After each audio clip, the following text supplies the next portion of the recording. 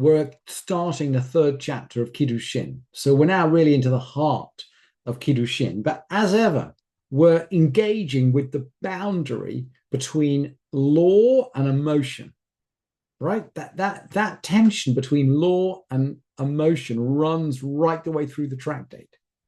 And nowhere more, and maybe it's not a coincidence then, that this is actually the middle Mishnah of the tractate. It's exactly halfway through. So it should actually go to the heart of the tractate. It is at the heart of the tractate. And the Mishnah begins, Ha'omer lachavero tzei vekadesh li'isha plonit vehalach vekitsha la'atzmo. Someone says to his friend, go out and betroth me such and such a woman. He makes his friend an agent. And then, vehalach vekitsha la'atzmo mekudeshet. This friend goes out and he betroths her to himself. And the Mishnah rules she's betrothed. And that means, by the way, she's betrothed to the messenger. The messenger gets the girl. It's unfair.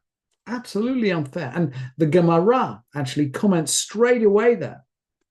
It was taught, Tana, Masha asa asui. What he did is done. It's a done deal. You can't get out of it. But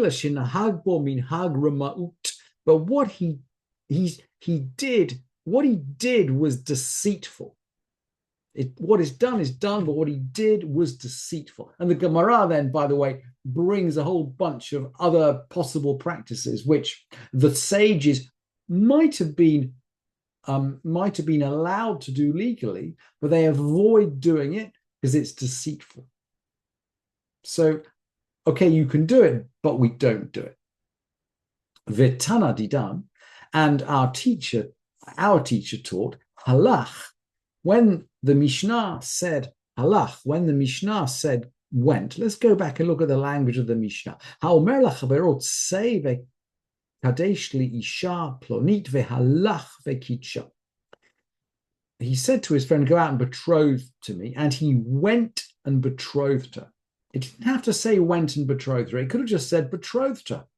Could have said he betrothed her to himself. But no, the Mishnah says went and betrothed her. And the Gemara says here, when it says went, it means went deceitfully. Went and acted deceitfully. So according to the Gemara, the Mishnah already knows this is not how we behave. But there's still a legal point to be made that she's engaged, she's mukudeshet for the second person, for the person that actually contracted with him. And it's the same if we do a delayed betrothal. He says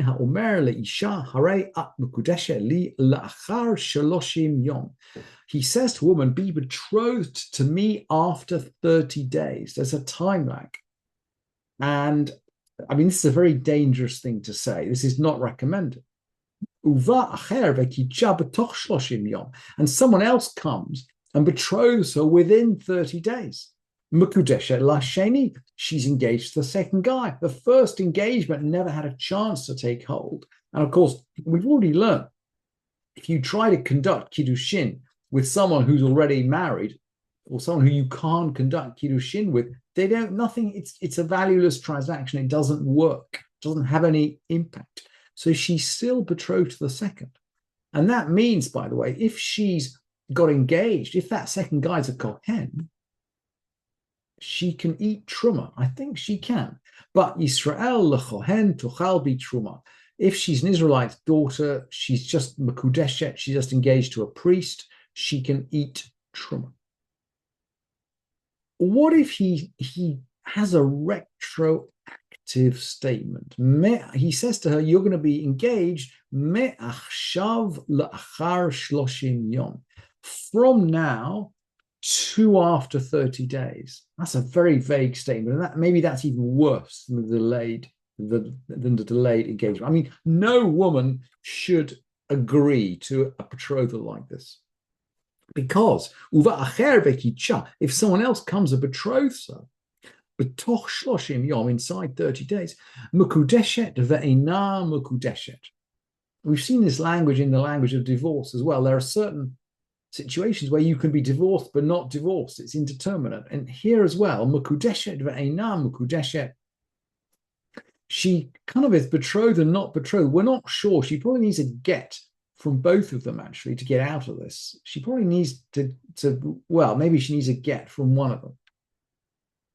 And that means, but Kohen Israel, if it's a priest's daughter marrying an Israelite, lo tochal bi truma. She can't eat truma because we don't really know what her status is. Maybe she's engaged to an Israelite, maybe she's not. So she can't eat truma. We'll come. Let's look at more of these situations.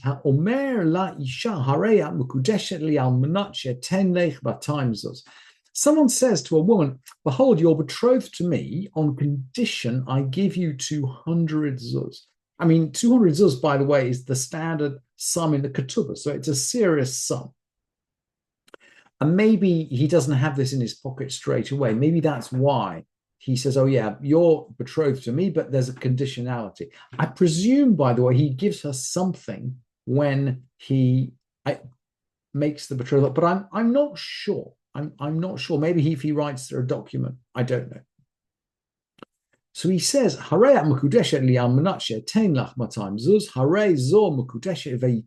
she is betrothed, but he must give it. He has an obligation to give it. It's as if what he's given her is essentially a promise. It might be a promissory note, we would say.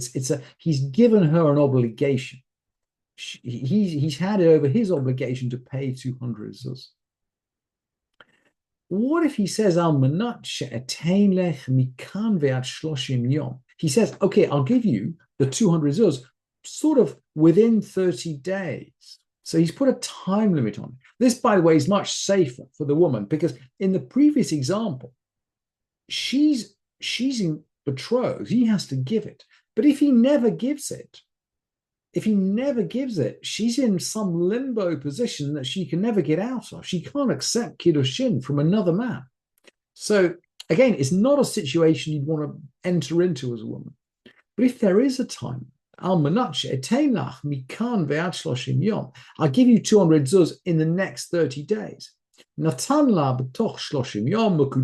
he gives her within 30 days, she's engaged. If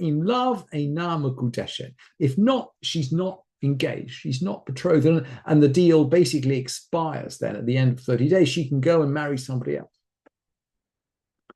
What if he says, Almanat sheyeshli matayim zuz, on condition I have 200 zuz? Again, this could be really important because that essentially is the price of the ketubah. If he doesn't have that price, she could be engaged to someone who can never marry her. It's not, you can see why these situations are problematic for the women.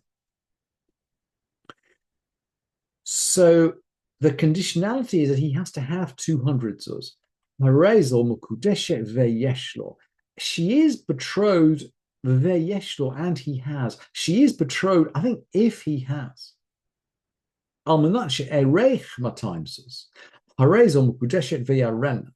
condition I show you 200 zuz. This is probably better because she sees the money exists. She has proof that the money exists.